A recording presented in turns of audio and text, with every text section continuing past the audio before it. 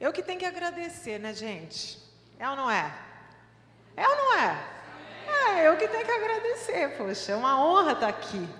E eu agradeço a vida de cada uma de vocês, agradeço pelo convite da Denise. E é muito gostoso encontrá-la, assim, depois de tanto tempo.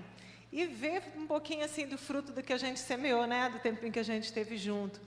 Porque o mais importante de tudo que Deus tem me chamado para fazer tem sido, assim, essa semente que a gente tem lançado do amor à palavra do Senhor na vida das pessoas que têm estado com a gente. Porque a gente só lança a semente, e aí o Espírito é que faz crescer, amém? Mas eu estou muito feliz de estar aqui essa noite com vocês. Essa tarde, né? Eu vou falar noite, vou falar manhã, mas é tarde, ok? Mas eu sou Adriana, sou mãe de 3 rapazes, deixei os 3 no Rio de Janeiro com o pai. E assim, eu fico muito feliz sempre de estar no meio de mulheres, porque a minha realidade é sempre no meio de muitos rapazes, muitos homens, muitos meninos, é banda, é chinelo, é chuteira, é bola, é meia jogada. Quem é mãe de menino aqui? Multiplica por 3, 4, 5 às vezes. Hoje eu saí de casa, tinha um a mais dormindo lá em casa, e eu já nem ouso olhar a carinha de quem é, porque já não dá mais, amém? Mas é um privilégio estar aqui com vocês. E eu queria deixar para vocês, assim, uma palavra que tem falado assim, muito forte ao meu coração nesses dias. E o privilégio que a gente tem de ministrar a palavra é que a gente é ministrada antes de ministrá-la. E isso é algo que me faz apaixonar mais e mais pela palavra do Senhor, porque ela é viva, né? Ela está sempre se renovando. E isso é uma verdade que a gente tem que colocar dentro do nosso coração, amém? Haviam 3 homens numa competição. E esses 3 homens chegaram diante de um obstáculo, eles chegaram diante de um lago, e os 3 tinham que atravessar aquele lago. O primeiro parou, olhou aquele lago e fez uma oração: Senhor, me dá força. E aí, ficou todo musculoso. Deu um mergulhão e foi nadando até a outra extremidade. Gastou 30 minutos. O segundo competidor olhou, viu o que aconteceu, falou assim: já sei, vou orar também. Orou e pediu: Senhor, me dá força e me dá ferramentas. E aí, mesma coisa, ficou todo musculosão, todo fortão, e apareceu um barco para ele. Ele entrou naquele barco com a força do braço dele, foi lá, remou. Em 20 minutos ele estava do outro lado do lago. E aí o terceiro olhou aquilo tudo, avaliou bem, e também fez a oração dele: Senhor, me dá força, me dá mais o quê? Ferramenta, e me dá inteligência. De repente, ele olhou, não aconteceu. Sabe o que aconteceu? Não foram músculos que apareceram, mas apareceu uma cinturinha fina, um bracinho fininho, e ele se transformou numa mulher. Tirou o mapa do bolso, olhou, deu uma sacada e viu que tinha uma ponte logo ali do outro lado. Foi correndo e atravessou em 10 minutos. Eu sabia que... Os homens que me perdoem. Aleluia, mas nós somos muito privilegiadas de sermos mulher, de sabermos que Deus tem um plano para cada um de nós e é especial, amém? Essa semana eu recebi as devocionais de vocês, e eu ali fiquei lendo aquilo, né? E falei assim: Senhor, que maravilha. A minha modéstia me impede de dizer que ali em Provérbios 21 eu me vi retratada. E eu fui lendo, e depois eu fui lendo a devocional Ana, Débora, eu falei: Senhor, muito obrigada, porque eu estou em todas elas, né? Mas a grande verdade é que não é nada disso. Como a Denise bem falou, a gente muitas vezes lê ali Provérbios e vê a mulher virtuosa e bota a mão na cabeça e fala assim: meu Deus do céu, onde eu estou no meio disso tudo?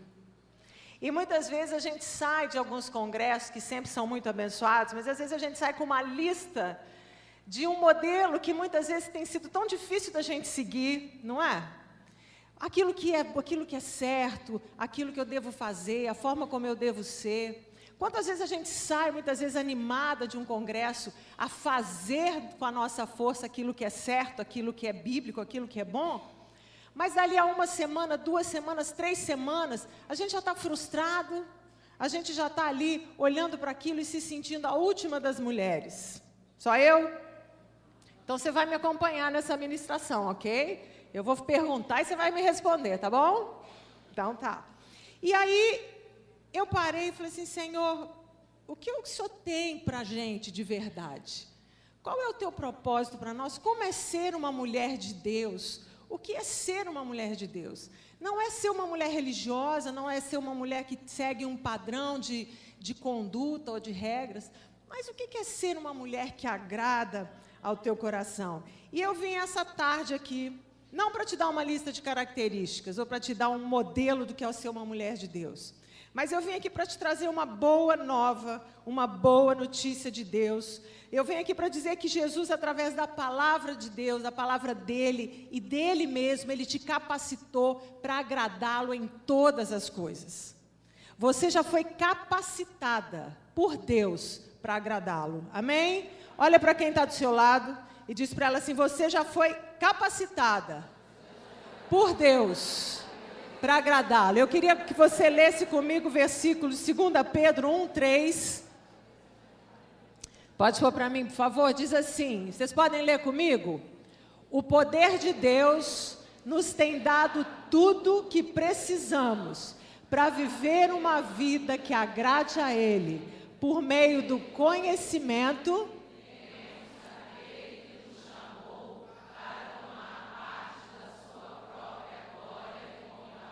Uau! Olha o que Deus está dizendo para você. Ele está dizendo que o poder dele já te deu um pouquinho de capacidade para agradá-lo, para viver uma vida que o agrada. É isso que ele está dizendo? Ele está dizendo que o que vai agradá-lo é o seu esforço pessoal. O que ele está dizendo? É isso que ele está dizendo? Sabe o que ele está dizendo? Que o poder dele já tem nos dado. Algumas versões dizem assim, e eu gosto muito dessa versão amplificada, ela diz assim, o poder de Deus nos deu todas as coisas, nos deu no passado, que são necessárias e adequadas à vida que agrade a Deus, pelo completo e pessoal conhecimento daquele que nos chamou para a sua glória e bondade. Querida, Deus já te deu o poder para agradá-lo. Amém? Vocês não gostaram dessa notícia? Eu acho que vocês querem continuar tentando. É isso? Então eu vou ler de novo, você vai dar um glória a Deus, um aleluia, porque não é mais por você, mas é pelo poder dele, por Jesus Cristo na cruz do Calvário. Amém? O poder de Deus nos tem dado tudo. Amém, aleluia. Mas se todas as coisas que nos já foram dadas, por que tantas vezes eu estou andando no meio desse lugar tão difícil? Por que eu estou passando, por que meu casamento não está legal? Por que meu filho não está se envolvendo com o que ele não deve? Por que a minha vida financeira está toda bagunçada? Por que eu estou tão confusa? Por que esse Deus tem me dado tudo? Sabe como é que Satanás tem nos derrotado como mulheres? E normalmente é o que ele faz sempre, porque ele não tem criatividade. Ele trabalha naquilo que nós pensamos, no nosso pensamento, nas ideias que vêm à nossa mente, na nossa forma de pensar. Porque à medida que eu penso errado, eu sinto errado e eu começo a agir errado. Quando eu começo a trazer a verdade de Deus para a minha mente, o que começa a acontecer? O meu coração começa a sentir de forma correta. E eu começo a agir de forma correta. E isso é que Satanás tem feito. Ele tem trazido pensamentos errados. Ele mudou a nossa identidade como mulheres, como filhas de Deus. E aí tem trazido sobre nós, muitas vezes, esse erro, essa forma errada de pensar, julgo, tristeza, depressão, angústia, derrota na nossa vida. E muitas vezes não é só pela circunstância, mas às vezes está tudo bem. E você não está bem. Sim ou não? Quantas vezes está tudo bem ao seu redor, as coisas estão bem, mas você não sabe por quê. Você acordou triste. Isso já aconteceu com alguém aqui? É?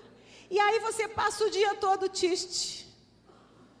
Pensar aqueles pensamentos, você vai deixando os seus pensamentos fora da palavra, ou seja, não traz cativo a verdade da palavra. E Satanás tem pegado a gente assim, desse jeito. Mas sabe, você está capacitada por Deus para vencer todas as coisas, para viver uma vida que agrade ao Senhor. E isso é muito bom. Isso, quando eu me deparei com esse versículo esses dias, eu falei, Senhor, isso é muito bom. Mas que poder é esse? Eu falo do poder, a gente fala de fé, a gente fala de graça, mas o que tem acontecido muitas vezes é que a gente conhece a fé, sabe sobre graça, mas não entende como funciona a fé, como funciona a graça. É ou não é? E aí eu quero fazer uma ilustração do autor que eu gosto muito, que é o John Bevere. Quando vocês encontrarem os livros dele, vocês podem comprar. E ele fez uma alegoria que retrata muito bem isso. Ele conta a história de um homem que sofre um naufrágio. Coitado, os homens estão sofrendo hoje com as minhas histórias, né? E esse homem sofre um naufrágio e ele chega nessa ilha, essa ilha é deserta. Essa ilha está cheia de perigos, de animais selvagens, e não tem um supermercado para comprar as coisas. Alimento é uma coisa difícil para esse homem. E ele chega ali aproximadamente, a história, essa alegoria passa em torno de 1700, ou seja, ainda não tinha inventado uma série de coisas que hoje a gente tem conhecimento. E esse homem ali começa a passar muita dificuldade, porque tem o coco em cima do coqueiro, mas ele não consegue subir. Ele tenta fazer lança, mas a lança não consegue alcançar o coqueiro. Tenta matar os animais, mas com muito sufoco consegue. Está no meio do mar, a água está difícil. E aí ele descobre que para ajudar a situação dele, que já está péssima, tem ursos na região. Então ele não tem sossego. De dia ele tem que caçar, ele tem que se alimentar, mas tem os animais que também estão caçando. E a sensação desse homem todo o tempo era que o urso estava ao derredor. Estou qualquer hora esperando para creu nele. E aí, ele então resolve fazer o seguinte, ele resolve procurar um lugar seguro por conta própria, faz uma escadinha e acha uma pedra bem alta, e ele passa ali a subir aquela pedra todos os dias para ficar protegido, porque ali ele se sente que está protegido. Mas ele não tem conforto ali, ele está em cima de uma pedra, ele ali para poder se alimentar, ele tem que descer, é complicado, é tenso. Para tomar uma água é complicado, até que de repente aparece na ilha um viajante do tempo, que nós vamos chamar esse viajante de tempo do mensageiro. E o mensageiro já conhece o passado, conhece o futuro, viu a situação daquele homem da ilha,